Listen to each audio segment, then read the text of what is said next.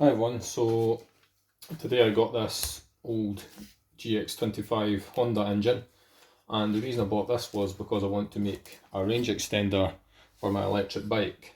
I intentionally got one that was broken or sold as for parts or not working because I just wanted to save a bit of money and just do one up for the fun of the project mainly. So as you can see, it's in a pretty sorry looking state. It is a genuine Honda engine, as you can see there. So I'll probably need to buy like the spark plug, carburetor, probably some sort of fuel tank for it as well. So this engine for the range extender project will be coupled to this motor, which came out of an old cordless chainsaw, and this electric bike controller here, which has regenerative braking. So it will be controlled via Arduino probably, so that the motor will be used to spin up the engine exactly like what happens in the BMW i3. The motor or generator starts the engine, and then regenerative braking just kicks in, and then it just constantly is generating power from the engine. It'll be just exactly like the BMW i3, except a heck of a lot more reliable probably. So I'm just going to strip down this engine as best as I can, and we'll just try and find out what sort of a state it's in. Hopefully it has compression, so I'm just covering up the spark plug hole. I never came with a spark plug, which is just as well. We'll put a brand new one in it anyway. Yeah, it seems to me like it's not got compression, so there's probably quite a lot needing done. I can't even feel any pressure on my finger when I turn this over, very little. So that's not a very good sign. So I'll try and get the cam cover off, because this is an overhead cam engine. It's quite cool how it's designed. It's only 25cc and it's very light. That's why I chose it.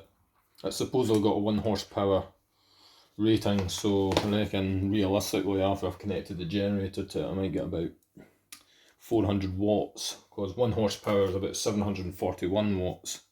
So let's see what's going on underneath this. There's a rubber seal there.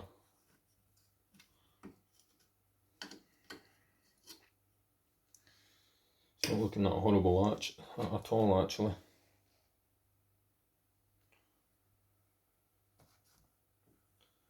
Just try and find out why there's no compression.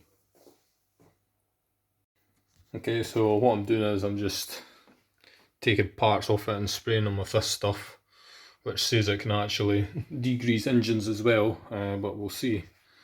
This is some pretty nasty stuff that's on here.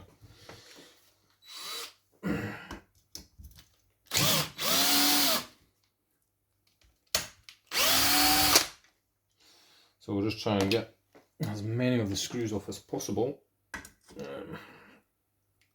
I'd rather not dunk the whole engine in water and then just clean it, because possibly I might just rust the bits inside, so we're not really wanting to go down that route.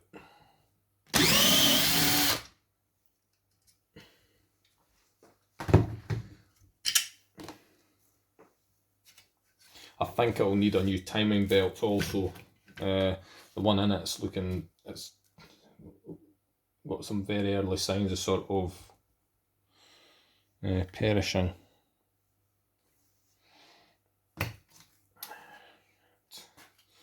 Just pull these screws aside.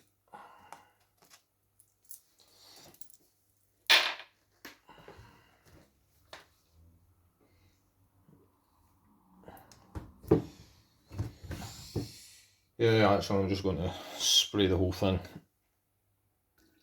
So yeah, I'm just going to scrub off the whole thing in the sink.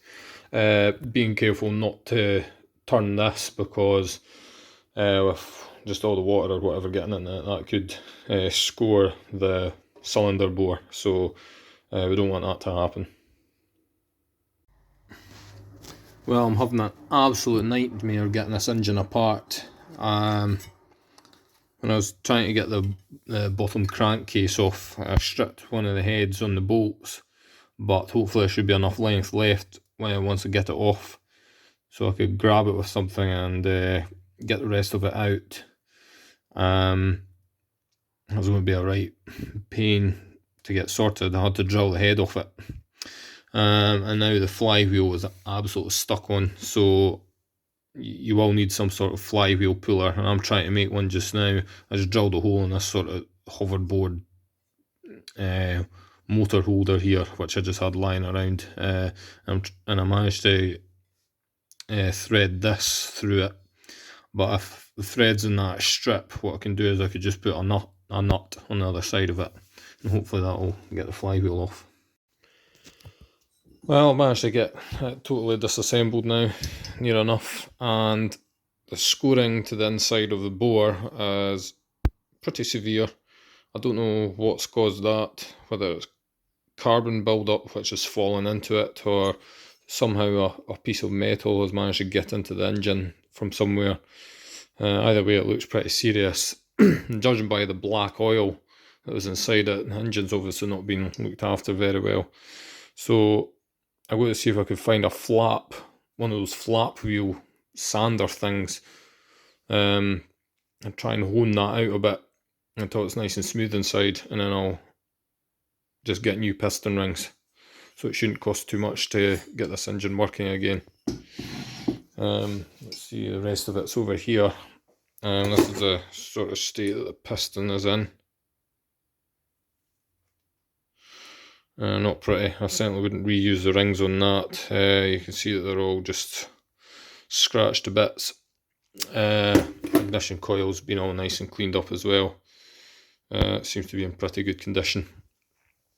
And there's the bottom half of the crankcase. I was also thinking that there might be a way to water cool this engine, but it'd be very difficult. You'd somehow have to, I don't even know how you go about it. You'd need some sort of, you need to weld some sort of jacket around it really, and that's obviously going to be an extremely difficult thing to do, and it's a bit beyond my capabilities, I think. But I've always wanted a small water cooled engine, but finding them is just, I don't even really think they exist. Well, I decided to make my own sort of honing tool, so I've just wrapped this sandpaper around a rubber bicycle handlebar, and I've just been shoving it in there and twisting it. I'm going to keep going until these scratches are almost gone. So another thing I'll need to do is, you can't just have the inside of this scratched, it's got to be scratched in the right way, and so that the scratches have got to intersect each other at a 45-degree angle.